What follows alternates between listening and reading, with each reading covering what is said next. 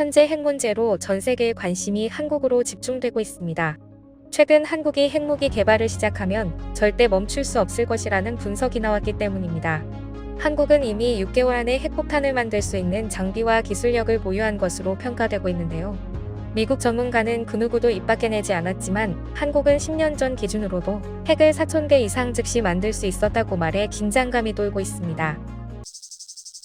지난 15일 영국 이코노미스트는 만약 한국이 핵폭탄을 갖게 된다면이라는 기사에서 한국의 핵무기 개발 능력과 정치적 가능성, 그 결과 등을 심층 진단했습니다. 한국은 이미 세계적 수준의 첨단 군사력을 보유한 군사 강국입니다. 최신 군사기술과 높은 국방 예산, 그리고 정예화된 군 인력을 바탕으로 한국은 동아시아 지역에서 군사적 균형자 역할을 하고 있죠. 이런 가운데 한국 내 핵무장 논의가 활발해진 이유는 북한의 지속적인 핵 위협 때문입니다.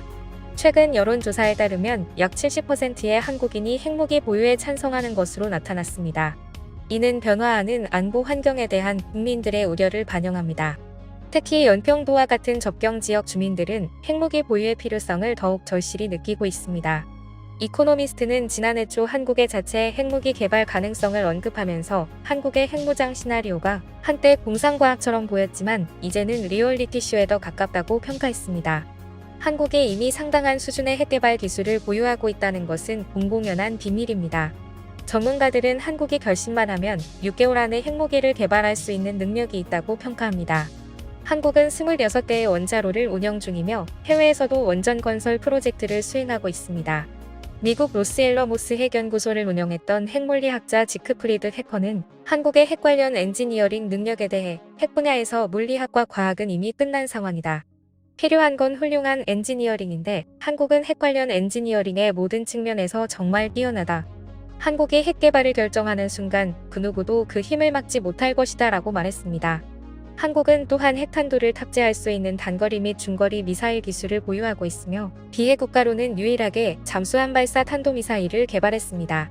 미국 싱크탱크 카네기 국제평화재단의 엔키 판단은 한국은 이미 자체적인 미사일 강국이라며 다른 핵 확산국에 비하면 전례가 없는 수준이라고 평가했습니다.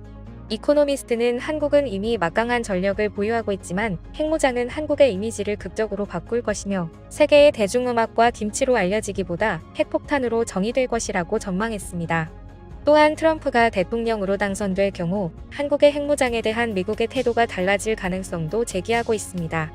미국 싱크탱크 국제전략문제연구소의 설문조사에 따르면 한국 전문가와 공무원들 중 핵무장에 찬성하는 비율은 3분의 1에 그쳤지만 핵무장에 반대하는 응답자의 과반수가 미국을 우선시하는 대통령이 미국을 이끈다면 핵무장 지지 여론이 증가할 것이라고 답했습니다.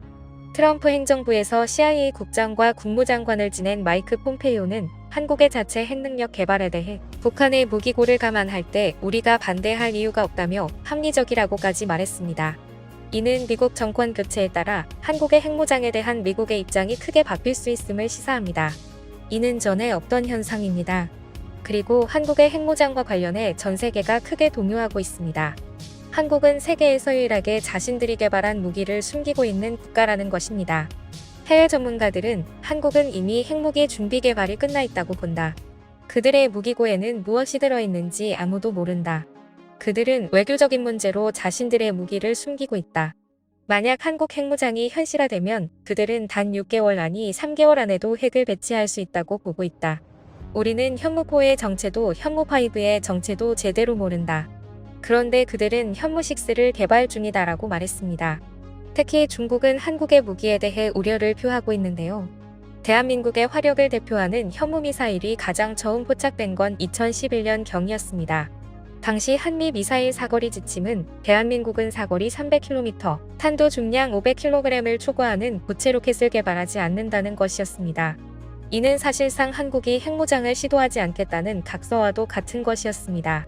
핵탄두를 만드는 최소한의 중량이 500kg이었기 때문입니다.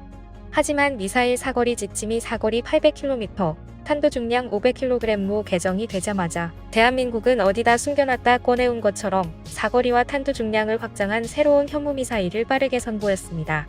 당시 미국 전문가들조차 이것은 도저히 불가능한 속도라고 판단했습니다. 즉 한국은 애초에 처음부터 해당 미사일을 기본형으로 개발해 놨다는 것이고 미국의 견제를 피하기 위해 의도적으로 지침에 맞는 미사일을 먼저 공개했다는 것입니다. 특히나 현무2가 공개되기 2년 전인 2010년에 이미 중국 주요 대도시를 타격할 수 있는 사거리 1500km에 이르는 순항미사일을 실전에 배치했다는 사실이 밝혀졌는데 당시 중국은 그야말로 발악을 했습니다. 그리고 한국이 어떤 무기체계를 개발하고 있는지 밝혀야 할 의무가 있다며 압박하기 시작했죠. 하지만 대한민국 정부는 관련 사실을 군사 급비사항으로 숨겼기 때문에 여전히 구체적인 재원이나 형상은 파악하기 힘들었습니다.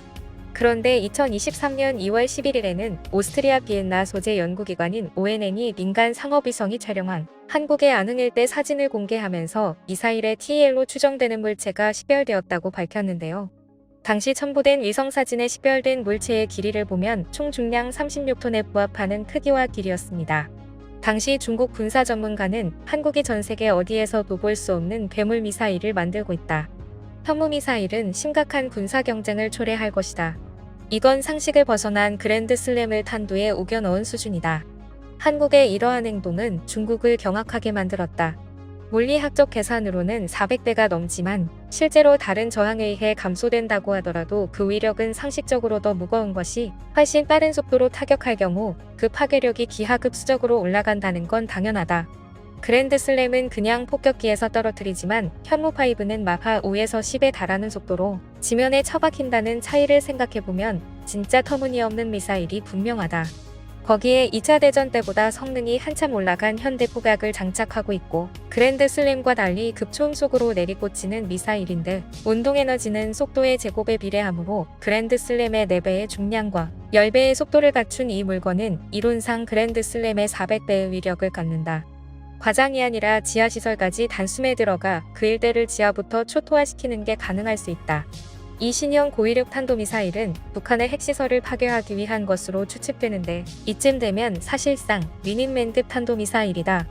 즉, 한국은 벌써 중량 50톤 이상의 탄도미사일을 개발하고 있다고 추측할 수 있다라며 두려움에 빠진 모습을 보였습니다. 이번 이코노미스트의 분석처럼 한국은 중국 혹은 전 세계에 무언의 메시지를 전해온 것이 분명해졌는데요. 그동안 한국은 핵무기를 갖지 않았음에도 유일하게 균형을 지켜온 국가입니다.